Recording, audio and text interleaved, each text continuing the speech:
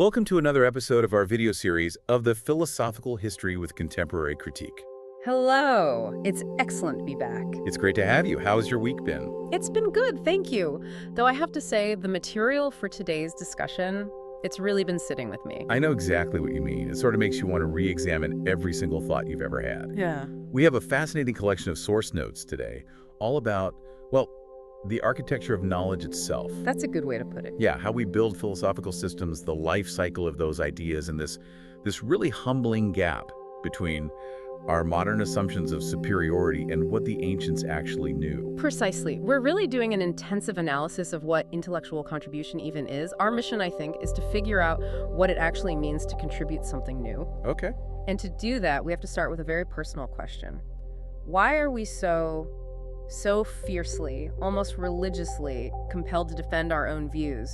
Let's unpack that. The sources dive right into this inherent danger of personal intellectual investment. Right. It suggests that when a personal opinion, maybe when you haven't even fully formed, is expressed publicly, say, online or in an essay, it instantly gains a self-defensive momentum. It's a profound shift, isn't it? The moment that thought leaves your head and you put it into language, it becomes an external thing, a commitment. You go from just having a thought to owning an opinion. And suddenly you're its champion. You're defending it like a divine commandment. It stops being about a search for truth and starts being about defending a piece of your identity. And the mechanism for this is, ironically, language itself.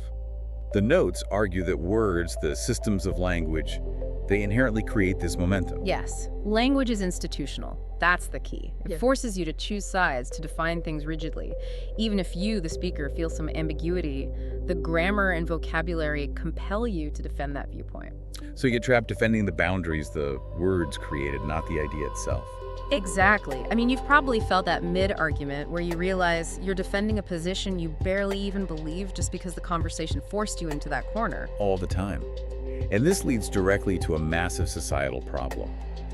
The sources connect this inability to express one's true inner reality, to feel heard, to feel understood, to a huge portion of human unhappiness. Communication crisis, you could call it. And I found the application of this to economic life just really powerful. The idea that not being able to pay rent isn't just a material failure, it's experienced as a failure of communication. If we look at that modern dissonance, when a person puts in significant effort, they identify with their work ethic, but the result, their pay, their stability is inconsistent. Right. They experience that as a communication breakdown. They're essentially asking, if my identity is hard worker, why isn't the economy validating that identity? The system isn't speaking back in a language that makes sense. That reframes so many modern political arguments. It takes them away from just policy details and grounds them in this fundamental human need to be recognized. It does, and it sets the stage perfectly for our second segment, which radically challenges how we even think about intellectual greatness. You mean this inherited romantic image of the great philosopher as some solitary architect building a new system from scratch? That's the one. The alternative perspective we're looking at is that the greatest philosophical work isn't about constructing a new system, but about accurately describing the reality that already exists. So if you try to build one of those huge totalizing systems, like the idea that the human mind is a blank slate, a tabula rasa. Yeah, exactly. You build a powerful hypothesis, sure. Yeah. But these grand structures are so fragile, they're fundamentally in the air.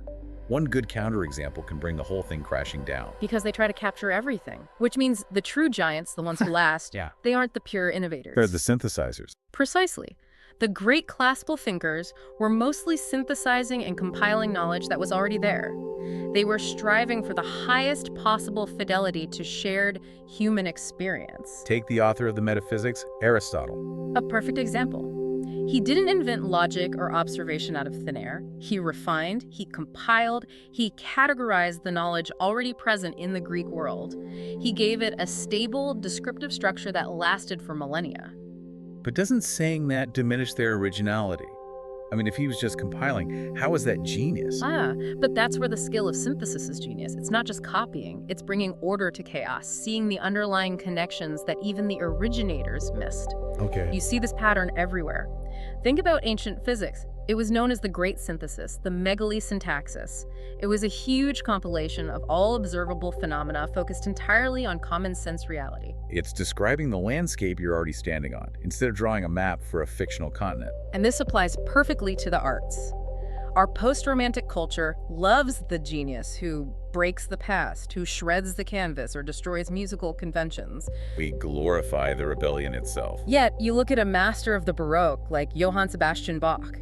He wasn't trying to achieve some radical self-expression.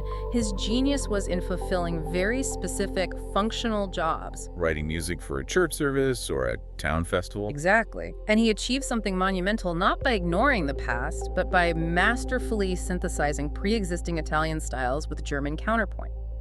The originality came from the synthesis, from his descriptive skill within those constraints. That completely flips our modern narrative of genius on its head. It does, which brings us to the famous time travel test. And this is where it gets really interesting for anyone listening. Okay. If you, with all your modern knowledge, were transported back 2,400 years to ancient Athens, say you meet Socrates in the marketplace, what genuinely revolutionary intellectual concept could you offer? The sources suggest a modern verbalist, someone from the humanities say, would be at a profound disadvantage. A nearly total one, assuming you could even speak the language. We had this idea that 2,400 years of history means we have vastly superior verbal insights. But the truth is, a lot of what we think of as modern breakthroughs in philosophy or psychology are often just refreshing old disputes with new jargon. So give me an example. Let's say I try to explain basic evolutionary concepts. I point out that farmers are already doing artificial selection with seeds and animals, proving species aren't fixed. Okay, so they'd look at that and nod. They'd acknowledge that variations exist, but then they would use their own very sophisticated empirical reasoning against your grand theory of evolution. How so? Well, you might try to explain that anatomy is a result of random mutation and selection, but they would hit you with the counter-argument that was used against an early philosopher back then. And what was that? If anatomy were purely random, why do all humans and all horses share such incredibly similar physical structures? Why is the eye always in the head and never, sticking out of an elbow? I see. The stability of the form. The stability and constancy of form across species would, to them, strongly suggest an underlying structural principle, a tell us not sheer randomness.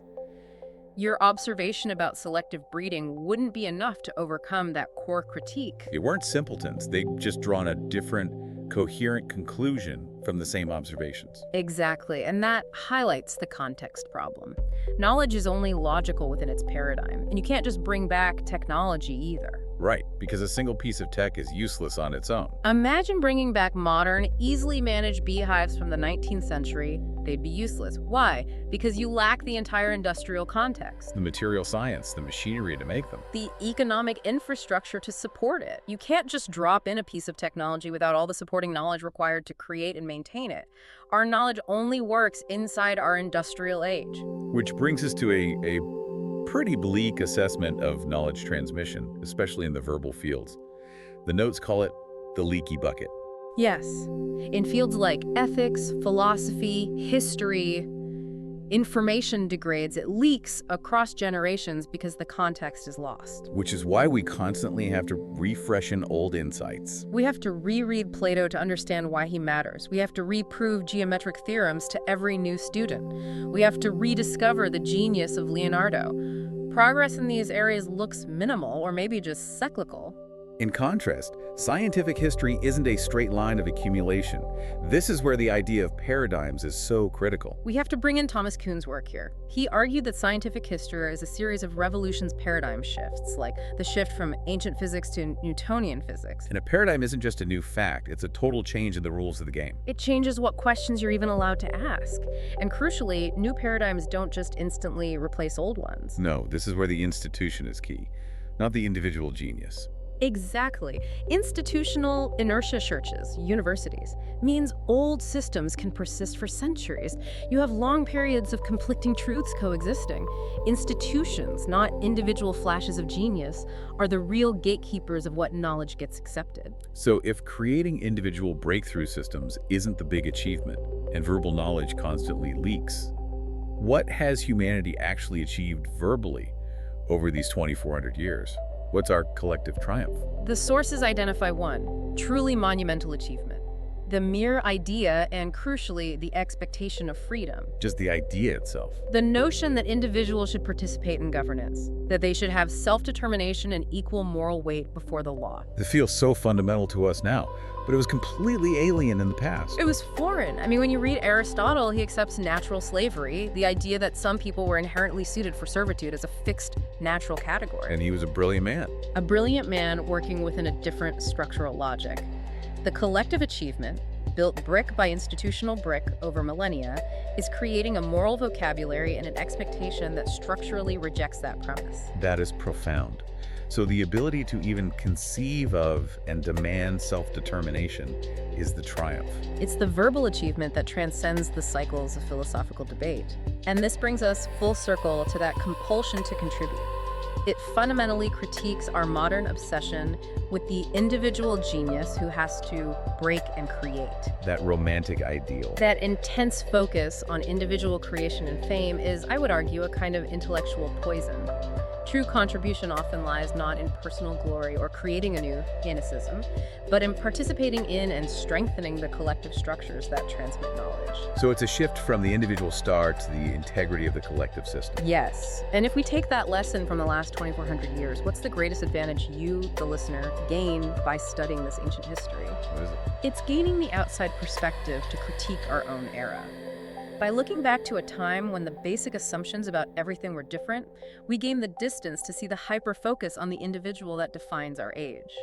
We realize our way of valuing originality is a cultural quirk, not a law of nature. And that maybe the real work is quieter. It lies in synthesis and institutional stewardship. That's the provocative thought. A powerful framework to reevaluate how we see our own lives and the whole history of ideas. Thank you for joining us for this extensive exploration of philosophical history and contemporary critique.